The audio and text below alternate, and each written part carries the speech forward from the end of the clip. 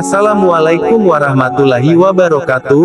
Jumpa lagi bersama kami dalam channel Agung Jaya Cirebon. Kali ini kami akan menceritakan tentang sejarah Nabi Muhammad SAW bagian 4, yakni olahraga Nabi dan sahabat. Sudah menjadi tabiat manusia untuk menyukai hiburan. Rutinitas dan beban kehidupan menjadi faktor yang mendorong jiwa untuk mengupayakan relaksasi. Karenanya, siapapun orang yang meneliti satu kelompok masyarakat, kapanpun dan dimanapun, akan menjumpai sarana hiburan dan olahraga sebagai bagian dari kehidupan mereka. Terlihat ada kondisi kontras antara usia seseorang dengan kecenderungan terhadap olahraga. Karena itu, olahraga pada generasi muda menempati posisi dan penerimaan tersendiri yang berbeda pada kaum tua. Lantas, bagaimana bentuk olahraga pada generasi muda sahabat? Mari kita simak penuturan salah seorang dari mereka, bahwasanya Rasulullah Shallallahu Alaihi Wasallam mengadu lari antara kuda-kuda yang belum dikuruskan, jaraknya antara jalanan di lereng bukit hingga Masjid Bani Zuraik. Abdullah bin Umar sendiri biasa beradu lari menggunakan kuda yang belum dikuruskan tersebut. Generasi muda sahabat yang selalu rindu untuk ikut berjihad menyadari betul bahwa persiapan dan latihan adalah sebuah keniscayaan. Karenanya, mereka mematuhi wasiat Nabi Shallallahu Alaihi Wasallam. Ketahuilah bahwa kekuatan itu ada pada melempar anak panah. Ketahuilah bahwa kekuatan itu ada pada melempar anak panah.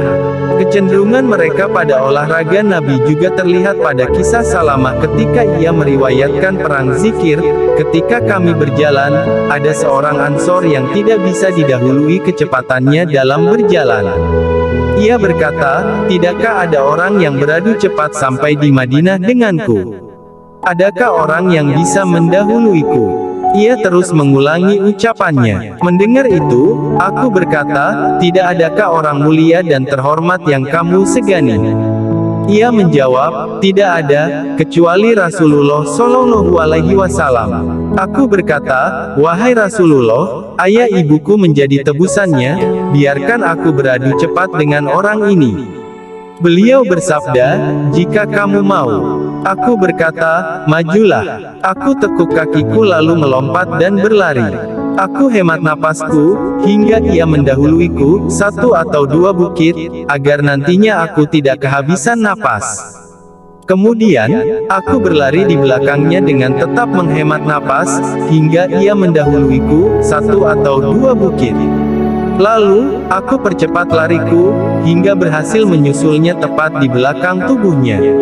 Akhirnya, aku berhasil mendahuluinya tiba di Madinah. Begitulah, olahraga dan program-program hiburan di kalangan generasi muda sahabat berkaitan erat dengan tujuan-tujuan luhur sekaligus menjadi aset dan bekal yang mendorong semangat dan kesungguhan. Bagi mereka, hiburan adalah sesuatu yang bisa menghantarkan kepada tujuan mulia. Mereka mengambil prinsip ini dari sabda Rasulullah. Tidak boleh mengambil harta dari perlombaan, kecuali dalam perlombaan anak panah, binatang berkuku, dan binatang bertapak kaki. Manakala olahraga bagi mereka adalah sarana menuju tujuan mulia, maka mungkinkah olahraga tersebut menghalangi mereka dari menunaikan kewajiban atau menjalankan ketaatan? Ketika kita kembali mengarahkan pandangan pada masa sekarang dan sedikit membuka lembar kehidupan generasi mudanya, maka kita akan menemukan perbedaan mencolok antara olahraga di kalangan mereka dan di kalangan pendahulu mereka, generasi muda sahabat. Betapa kuatnya sepak bola mengikat hati pada penggilanya. Sepak bola merampas waktu-waktu berharga mereka, dengan menontonnya, menyaksikan tayangan pertandingan, membaca koran sebelum dan sesudah pertandingan, berdebat dan mendiskusikannya, bergantinya emosi antara mendukung dan mencaci, serta menumpahkan semangat untuk sesuatu yang tidak bersemangat. Apalagi, salat-salat yang terabaikan serta munculnya perselisihan dan pertengkaran. Kita juga menjadi mengerti rahasia mengapa para musuh begitu gencar mempromosikan kesibukan ini di kalangan generasi muda. Tujuannya adalah memalingkan mereka dari permasalahan-permasalahan besar. Sudah saatnya generasi muda umat mengkaji ulang biografi pendahulu mereka, salafus sholih. Mari kita galakkan olahraga Nabi. Akidah kuat, tubuh pun sehat. Demikianlah cerita Islami yang singkat. Kalau ada salah kata kami minta maaf. Sebelum pamit tolong bantu channel kami agar lebih berkembang dengan cara subscribe, like, komen dan juga share. Terima kasih. Wassalamualaikum warahmatullahi wabarakatuh.